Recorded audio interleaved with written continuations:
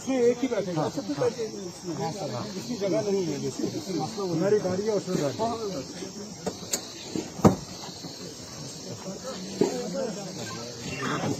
क्योंकि लोग यहाँ जम्मू जम्मू जम्मू बात करते हैं, यकीन जानिए जम्मू कनक मंडी नहीं है, जम्मू और कठुआ सिर्फ नहीं है, जम्मू जो है वो खिते चेनाब है, वो गोल गुलाबगढ़ है, वो बंडी बसोली है, वो खिते पीर पंचाल है। आप जम्मू में अपने आप को बंद करके अपनी छोटी जहनियत का सबूत दे रहे हो। जब आप जम्मू की बात करते हो, यकीन जानिए आप यहाँ रीजनल पोलराइजेशन पैदा करने की कोशिश करते हो, कम्युनल पोलराइजेशन पैदा करने की कोशिश करते हो। नेशनल कॉन्फ्रेंस ने हमेशा इंक्लूसिवनेस की बात की, तीनों खितों की बात की, और इंशाअल्लाह ताला नेशनल कॉन्फ्रेंस तीनों खितों के लिए खड़ी रहेगी। दफा 370 के हटाने के बाद दावा किया जाता था कि हालात ठीक हो गए। आज देखिए यहां से जनाब हम जब कश्मीर जाते हैं, हमारे बीमार एम्बुलेंस जाती है, टनल के हर 100 मीटर के बाद उनको रोका जाता है।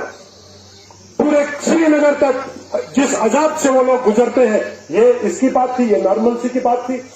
आज तो हम एक दफा फिर उस वक्त में चले गए हैं जहां गैर यकीनियत, खौफजदा एक ऐसा माहौल, डराने और धमकाने का माहौल पैदा दिया गया था। मैं इंशाअल्लाह जनाब वाला अपनी बात को यही समेटते हुए मैं यही गुजारिश करूं, हम नेशनल कॉन्फ्रेंस की आन बान और शान के लिए कोई कुर्बानी देने से गुरेज नहीं करेंगे। इन्हीं अल्फाज के साथ मैं अब कॉन्फ्रेंस ने भरपूर ताकत के साथ उसका मुकाबला किया।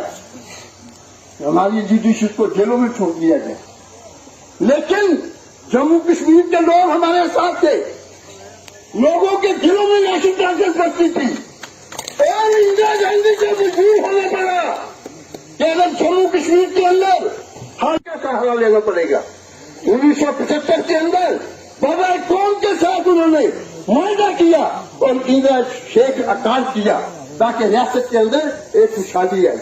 इसमें कोई दो राय नहीं। तो 1975 में नेशनल कॉन्फ्रेंस के द्वारा 2 जुलाई 1984 को जो साजिश सेंटर ने रची, लेकिन ज्यादा देर चल नहीं पाई। हमारी लीडरशिप फिर से बांध सकती है जम्मू कश्मीर को, और कोई नहीं।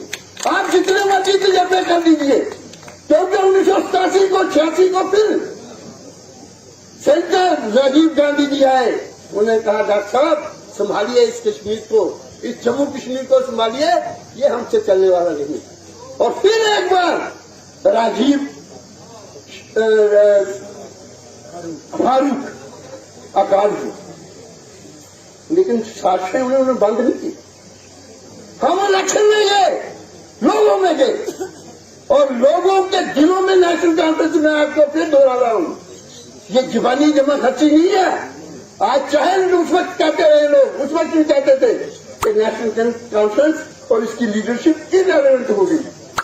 जॉर्ज फर्नांडिस कहता, उस वक्त वो सेंटर के जॉर्ज फर्नांडिस ने कहा था, लेकिन 1996 में एक बार फिर आपने साबित कर दिया, तू था मुजाहिदी लेके नेशनल कॉन्फ्रेंस जम्मू कश्मीर के अंदर हुकूमत बनाई। और जनाब फारूक साहब ने उस वक्त जो रोल दिया, उस वक्त कोई भी पॉलिटिकल पार्टी इलेक्शन के लिए तैयार नहीं, क्योंकि कश्मीर जो था 1990 में जो उन्होंने साजिश की और नेशनल कॉन्फ्रेंस की इलेक्टेड गवर्नमेंट को उतारा, क्योंकि वहां से जगमोहन को भेजा, जो यहां आगे ही जम्मू कश्मीर का उन्होंने पहले ही बेड़ा गर्क किया था, और उसके बाद भी हमें यही उम्मीदें थी, और उन्होंने किया। जम्मू कश्मीर की हालत 1990 और 1996 के दौरान क्या रहे तो आपसे छुपे हुए नहीं। लेकिन क्योंकि कश्मीर उस वक्त जैसे मुट्ठी रेत की आप भरे तो मुट्ठी से रेत कैसे फिसलती है, बिल्कुल कश्मीर इस वक्त फिसल चुका। उस कतार में हम लोग पहुंच गए थे कि ये पता नहीं चल रहा था कि सुबह हमारे लिए होगी भी या नहीं होगी। हमारी हालत ये बनी थी। लेकिन उस वक्त भी डॉक्टर फारूक साहब ने मैदान में आके उन्हें कहा, मैं जम्मू कश्मीर को ज्यादा देर जलते हुए नहीं देख सकता,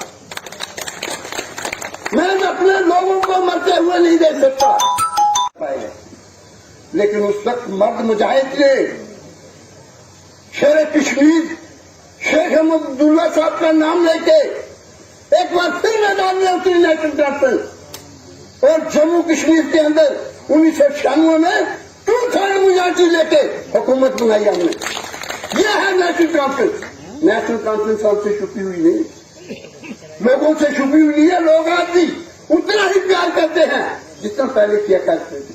ये आपका बनाल जो है ये हमारा किला था, नेशनल कॉन्फ्रेंस का किला था और आज भी है, इसमें कोई गौर नहीं है।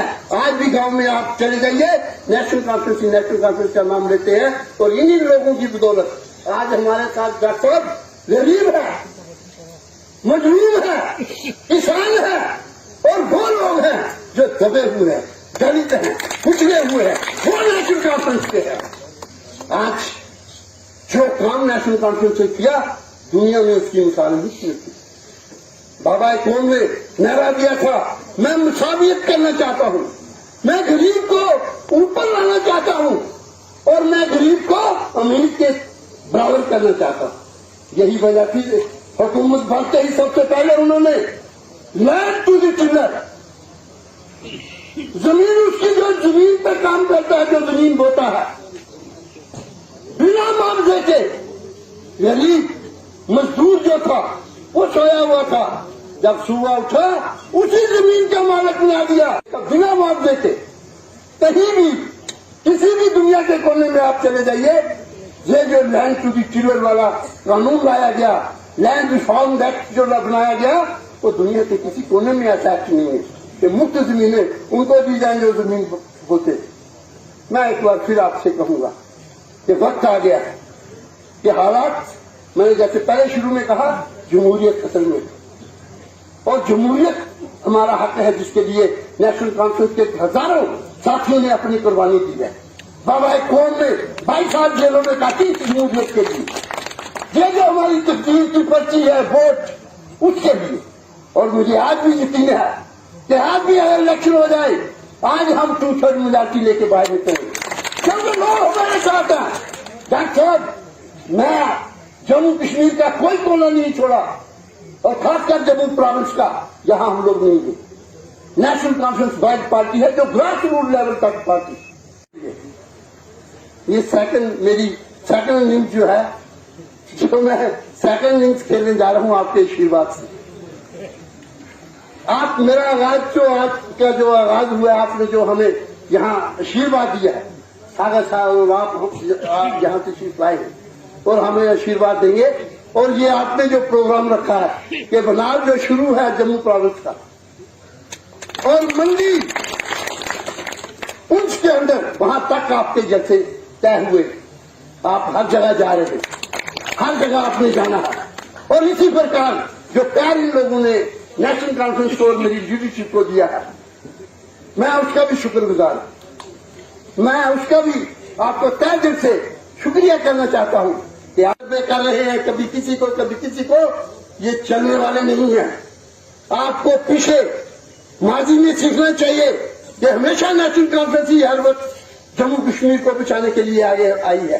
नेशनल कॉन्फ्रेंस की लीडरशिप ने हमेशा जम्मू कश्मीर को बचाया है, चाहे इंदिरा जी का दौर था, चाहे राजीव जी का दौर था, चाहे 1996 का दौर था, नरसिम्हा राव जी का दौर था या दूसरा दौर था, उस वक्त भी नेशनल कॉन्फ्रेंस ने जम्मू कश्मीर को बचाया है। अगर आप चाहते हैं कि जम्मू कश्मीर को बचाया जाए तो आपकी पॉलिसी जो नेशनल कॉन्फ्रेंस के प्रति बनी हुई है, आपको उसको रिव्यू करना होगा, आपको उसको बदलना होगा, क्योंकि इस बात से साबित हो जाता है कि जम्मू कश्मीर को सिर्फ नेशनल कॉन्फ्रेंस बचा सकती है और कोई नहीं बचा सकता। और ये तजर्बा करने बंद कर दीजिए, और नेशनल कॉन्फ्रेंस को अगर आप कमजोर करेंगे, पूरा मुल्क कमजोर होगा। आप नेशनल कॉन्फ्रेंस को ताकतवर बनाएंगे, मुल्क ताकतवर बनेगा। मेरी आपसे यही दरखास्त है कि मुल्क को अगर ताकतवर बनाना है, रियासत को अगर ताकतवर बनाना है, तो नेशनल कॉन्फ्रेंस के खिलाफ जो आपने साजिशें रखते हैं या नेशनल कॉन्फ्रेंस के खिलाफ जो आप पॉलिसी बनाते हैं, उसको छोड़िए, मैदान में आइए। इलेक्शन हो गया, हम आपको बताएंगे कि कौन आता है मैदान में। जो लोगों को प्यार नेशनल कॉन्फ्रेंस को मिलेगा तो हम आपको साबित करके दिखा देंगे कि नेशनल कॉन्फ्रेंस ही एक वाइड पार्टी है जो जम्मू कश्मीर की परेशानियों को, तकलीफों को दूर कर सकती है। और नेशनल कॉन्फ्रेंस को एक बार आगे मंदिरों की तरफ ले जा सकती है। नेशनल कॉन्फ्रेंस ये एक पार्टी है, वो गलत रास्ते पे है, उनको रास्ता बदलना होगा और उनको हमने साबित किया है। डॉक्टर साहब एक बार जब 8 सीटें इसकी एमएनसी की निकली थी तो आपने जम्मू को 5 सीटें दी और कश्मीर को 3 सीटें दी। आप चाहते थे कि जम्मू की नुमाइंदगी अपर हाउस में ज्यादा से ज्यादा जम्मू के लोग करें। ये प्यार था जम्मू के बारे में नेशनल कॉन्फ्रेंस का। नेशनल कॉन्फ्रेंस की लीडरशिप के लिए जम्मू और कश्मीर जैसे 2 आंखें हैं, उसी प्रकार से जम्मू और कश्मीर है। मैं ज्यादा समय न लेते हुए आपसे एक बार फिर यही दरखास्त करूंगा कि अपनी पार्टी को ज्यादा से ज्यादा अपने जनरल सेक्रेटरी साहब का, गुरु साहब का, एजाज जान साहब का और आप सबका स्कूल हो। खासकर 2 अगस्त 5 अगस्त जब हुआ 19 में, उसके बाद हमें बंद कर दिया गया। फिर वो बीमारी आ गई ऐसी सख्त कि उसने भी मुश्किल कर दी हमारे लिए। जगह को बंद कर दो यार। लिखने वाले हैं, प्रोफेसर थे दिल्ली यूनिवर्सिटी में, उनका नाम बद्री रायना है। उन्होंने मुझे एक कहानी भेजी कल फोन पे। मैं समझता हूँ क्योंकि जो आजकल आप देखते हैं वतन में किस तरह इंसानों को बांटा जा रहा है, उसके लिए कहानी बहुत जरूरी है। एक महिला प्रीति जिनका नाम है, वो लखनऊ गई, सारी जिंदगी बचपन की वहीं गुजारी थी। उसके बाद वहां से वो दूसरी जगह चली गई थी, हिंदुस्तान की। मौका मिला उन्हें घर वापस आने का, मेरे ख्याल से कुछ 2-3 हफ्ते पहले। जब वहां पर आई तो कंटोनमेंट में वो रही अपनी साथियों के साथ। बहुत अच्छी तरह से वो अपने स्कूल देखा, अपने इलाके में घूमी, जहां वो रहती थी वहां गई, और जहां वो रहती थी वहां पे उनको बहुत अच्छी तरह से खाना भी मिलता था। एक धोबी आता था जो उनके कपड़े रोज ले जाता था और धोता था, और इस्त्री वगैरह करके माया लगा के वापस भी ले जाता था। अभी आपने देखा बहुत बड़ा त्योहार जो इसे रामनवमी कहते हैं, तो 9 दिन के बाद वो त्योहार जब होता है तो वहां पे क्या एक रिवाज है कि एक छोटी लड़की को वो उन त्योहार के जब वो खत्म होने पे आता है, उस लड़की को वो रूप देते हैं कि ये भगवान की रूप है। तो उसको घरों में ले जाते हैं और वो छोटी लड़की जो है उसकी पूजा करते हैं वहां पे, और पूजा करके वो थोड़ा थोड़ा पैसा भी दे देते हैं इस लड़की। तो इस धोबी की लड़की को ये